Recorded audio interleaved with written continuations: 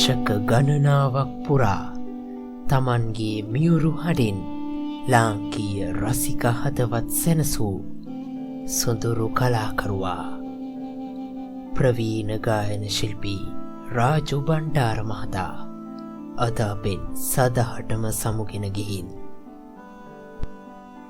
1960 වසරේ කෑගල්ලේදී උපත ලැබූ ඔහු තම අධ්‍යාපනය සඳහා කෑගලු විද්‍යාලයට පිවිසුණා. ප්‍රවීණ ගිටාර් වාදන ශිල්පී මහින්ද බණ්ඩාර ඔහුගේ සහෝදරයා වන අතර ධර්මදාස වල්පොල සහ ලතා වල්පොල වැනි ප්‍රවීණයන් සමග තිබූ සමීප සම්බන්ධතාවය ඔහුගේ සංගීත ගමනට මහත් ශක්තියක් වුණා. 90 දශකයේ රන්සීනු ඇල්බමය හරහා මෙරට සංගීත ශේෂ්ත්‍රයේ දැවැන්ත පෙරලියක් ඇති කරන්නට ඔහුට හැකි වුණා. මා ආදරේ මුළු ලොවටත් වඩා මගේ හිත හදාගන්න දැන් තේරෙනවා වැනි ගීත අදටත් අපේ මතකේ රැඳී තිබෙනවා.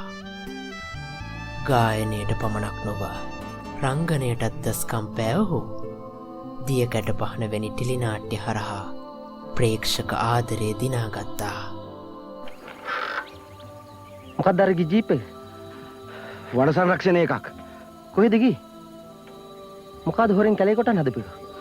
ජීවිතයේ අවසාන කාලයේදී රෝගාතුරව සිටියත් තමන්ට හැකි උපරිමයෙන් නව පරපුරට සංගීතය කියා දීමට ඔහු කටයුතු කළා.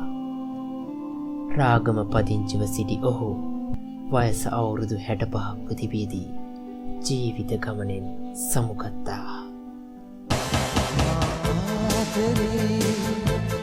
මුළු ලොවටත් වඩා මාටවත් නැලෙසින් කියා සැබවින් මේ වගේ මා ආදරේ මුළු ලොවටත් වඩා මාටවත් නැලෙසින් කියා සැබවින් මේ වගේ.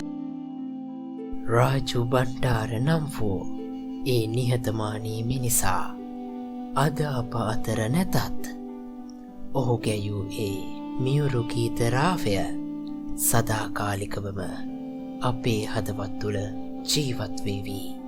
හදගී පොතේ පිටුවක් ඉරා ආදරේ ලියායි වූ කෑගලු විද්‍යාලයේ කීර්තිමත් ආදිශිෂ්‍ය ප්‍රවීණ ගායන ශිල්පී රාජු බණ්ඩාර කලාකරුවානනි ඔබට අචරාමර නිවන් සුව.